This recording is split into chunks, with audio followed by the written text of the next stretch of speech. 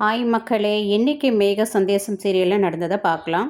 ககன் கேட்குறார், எந்த ஒய்ஃபும் தன் புருஷன் தோற்று போகிறத விரும்ப மாட்டாங்க. உன் அப்பா சந்தோஷத்துக்காக நான் தோற்று போகணும்னு நினைக்கிறையே அப்படின்னு கேட்க, இதுக்கு பின்னாடி ஒரு ஆனந்தமான லைஃப் இருக்கு. நான் தோற்று போனால் எப்படி நாமெல்லாம் ஆனந்தமாக இருப்போம், எனக்கு ஒன்றும் புரியல அப்படின்னு ககன் கேட்க, கோவப்படாமல் கேளுங்க நான் சொல்கிறத. என் அப்பா இந்த வருஷத்தோட போட்டி போடுறத நிறுத்த போகிறாராம்.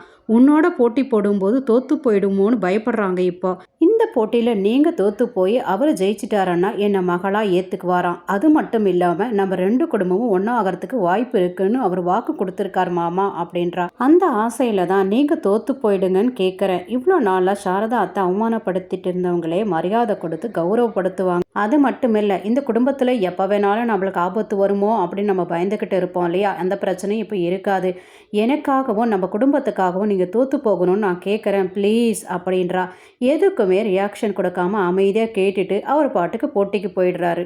இவங்க பேசிட்டு இருந்தது மறைஞ்சிருந்து கேட்குறாங்க சித்தியும் அபூர்வாவும். ஆமாம், ஒரு வேளை ககன் தோற்று போயிட்டா நீ கொடுத்த வாக்கு என்ன ஆகிறது அப்படின்னு சித்தி கேட்க, நான் எங்கே வாக்கு கொடுத்தேன், நான் வாக்கு கொடுத்தாலும் அதை நிறைவேற்றுவேனா என்ன, அப்படிப்பட்ட ஆளா நான். ஆனால் ஒன்று பண்ணுவேன், இவன் மட்டும் என் வீட்டுக்காரர்கிட்ட தோற்று போயிட்டான்னா அவரை வச்சு இவனையும் இவன் குடும்பத்தையும் ஊற விட்டு நான் துரத்திடுவேன்னு சொல்கிறாங்க. ஃபர்ஸ்ட் ரெண்டு பேருமே தீவிரமாக சண்டை போடுறாங்க. இதை பார்த்த கேபி அப்படி நைஸாக நழுவி சாரதா கிட்ட உங்ககிட்ட பேசணும்னு சொல்லி தனியாக கூட்டிகிட்டு போய் கேட்குறாரு.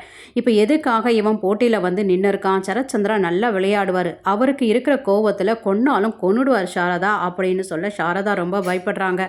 ஃபர்ஸ்ட்டு ககன் வந்து நல்ல சரச்சந்திராவை ஒரு அடி அடிச்சிடறாரு, கீழே விழுந்துடுறாரு சரச்சந்திரா. இதை பார்த்த பூமி கையெடுத்து கும்பிட்டு சைகையிலே கேட்குறா ப்ளீஸ் ப்ளீஸ் அப்படின்ட்டு. இவளை பார்த்துக்கிட்டே இருக்கும்போது சரச்சந்திரா அடிச்சிடுறாரு ககனை. இதனால ஒரு டீமு பயங்கர ஹாப்பி, இன்னொரு டீமு அழுதுகிட்டு இருக்காங்க. சாரதா அழுவதை பார்த்து பூமி சொல்கிறா, இது எல்லாமே என்னால் தான், அவர் தோற்று போக சொன்னது நான் தான் அப்படின்றான். எதுக்கு அப்படின்ன உடனே ரீசன் சொல்கிறா. ககன் எழ முடியாமல் எழ ட்ரை பண்ணுறாரு. இதை பார்த்து சிரிச்சுக்கிட்டே ககன் கிட்ட பேச வராங்க அபூர்வா. அச்சோ, செத்துற மாதிரி இருக்கியேடா, எழாத, எந்திரிச்சா என் வீட்டுக்காரர் உன்னை சாவடிச்சிருவாரு, நீ செத்துட்டேன்னா உன் குடும்பம் அனாதை ஆயிடும்டா அப்படின்னு சொல்ல ககன் முறைக்கிறார். என்னடா ஒரு லுக்கு, உனக்கும் உன் லுக்குக்கும் இப்போ மேட்சே ஆவலடா, இப்போ நீ எந்திரிச்சாலும் ஒன்றும் பிடுங்க போகிறதில்லன்னு தெரிஞ்சு தைரியமாக ஒன்று சொல்கிறேன் கேளு. உன் பொண்டாட்டிக்கிட்ட நான் ஒரு பொய்ய சொன்னேன், அதாவது நீ தோற்று போயிட்டேன்னா அவர் தான் பொண்ணா ஏற்றுக்குவாருன்னு ஒரு பொய் சொன்னேன். இந்த ட்ராப்பில் பூமியோடு சேர்ந்து நீயும் வீழ்ந்துட்டியடா அப்படின்னு சொல்லிட்டு அபூர்வா எந்திரிச்சு போக உடனே அனௌன்ஸ்மெண்ட்டு, இந்த வருஷமோ சரச்சந்திரா தான் அப்படின்ன உடனே நான் இன்னும் போட்டியில் தான் இருக்கேன் அப்படின்னு கத்துறாரு ககன்.